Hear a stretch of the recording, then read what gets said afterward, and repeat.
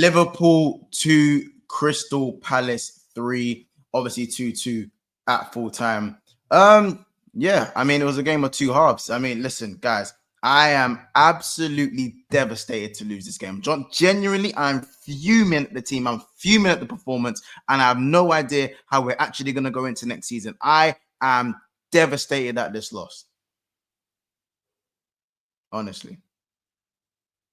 Now let's actually talk about the game, and that is a Community Shield. And we have actually evaded the curse of the Community Shield. Thank God. Thank God. Listen, man. All jokes aside, it was a game of two halves. It was a game of two halves. And before we get into it, make sure you guys smash the like button and obviously drop a comment below on what you actually thought of the game. Let me know who you thought your man of the match was. Let me know who you thought your man of the match was. And obviously we'll get speaking about, good and bad performances. But yeah, just obviously, first of all, congratulations to Crystal Palace. That is Glasgow with a Community Shield and an FA Cup within space of a couple of months. So big up Crystal Palace. That's City and Liverpool. They've now taken down in close proximity pretty much. That's the former champions and the current champions. So big up to Crystal Palace again, who hadn't seen pretty much anything in their history. And for them now, that's probably phenomenal for them and the fans. So first of all, hats off to them. Second of all, in the game, let's talk about obviously some of the performances. Let's get the bad ones out of the way. I'm not going to lie. Mo Salah, Van Dijk, shocking. I'm talking biblical stinkers. Salah. Mo Salah. It was horrific. It was absolutely horrific. I'm telling you right now, that penalty, did he miss on purpose? And in terms of in-game, Salah just don't like Wembley. Since 2017, no goals and assists in 2017. Salah must hate Wembley, for one. And secondly, was he even playing? In that first half when we were cooking, I'm like, Salah hasn't actually contributed to any of this, all these attacking patterns. Salah's here and there, but he didn't really pose a threat to Palace. Yes, Palace defended well, but Salah didn't really do anything. So for me, Salah was awful. Van Dijk, he had moments in the game where he defended really well because he's always going to do that. But in terms of the key moments where you expect him to keep his head, there were just two moments for me: sleeping for the goal and clumsy for the penalty on Sarr. So for me, just very much below the level of what Van Dijk would set in terms of making a silly mistake. You would kind of liken that to his centre-back partner, who I thought was very good today. I think Ibu was very good today. Absolutely excellent. Konate was today, in my opinion. So big up to Konate. But yeah, but Van Dijk, the seniors today, Van Dijk and Salah were not really at it, in my opinion. As I said, it was a game of two halves. In terms of the first half, though, we have to talk about Hugo Ekitike. Hugo Ekitike. Oh, this guy. See this guy here. You see Hugo. He's got people thinking, do we actually need Isak? That's how good man's looked the last two games. That's how good he's looked. Hold up play, joke. Ball striking, cold. The finish, first touch, passing, dribbling, flair.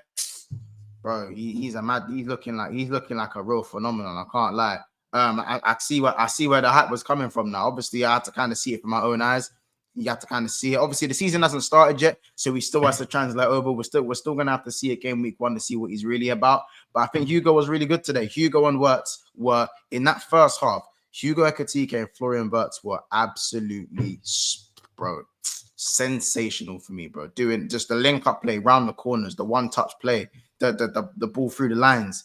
It was brilliant. Even Ekitike with the little touches around the corner, it was saucy, man. The man that was saucing, I can't lie.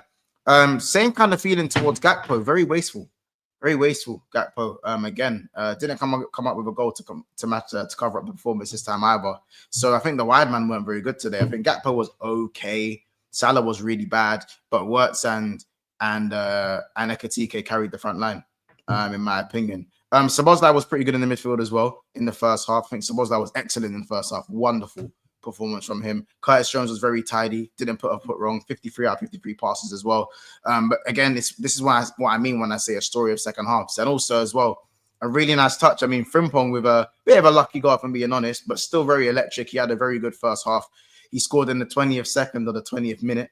So that's a spirit of Jota, speaking with that one. But In terms of the first half, yeah, Liverpool were really good, really good. Apart from the one moment for the penalty, I think really they were excellent. The one concern I had was that switch ball over to Kirk's side. That for me was an issue. That was an issue for me.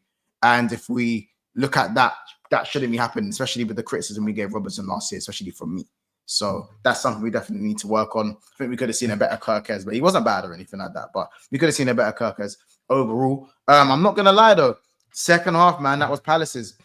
We started off well, so first 10 minutes of the second half, we was fine. And then 55th minute onwards, I think it was all Palace. We had our moments and little spurts because we're Liverpool is what we do. But I think especially when one of the biggest compliments is that when Ekitike came off, we looked very flat going forward. And that kind of Florian Wirtz in the false nine or the dual 10 with Wirtz and Szoboszlai in the 10s, I ain't really a fan of that. It didn't really look great against Milan.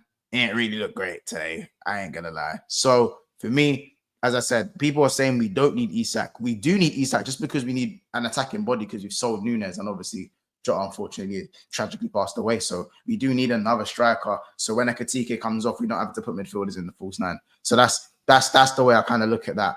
But yeah, Palace for me, they were exploiting the wide areas. The long balls were starting to hurt us a little bit more. The midfield became just a bit weaker. I think Szoboszlai was giving the ball away quite a lot. He was doing well in the first half through the lines, but I think he lost the ball 2-3 times on the spin, and it kind of gave Palace that impetus to carry on as well.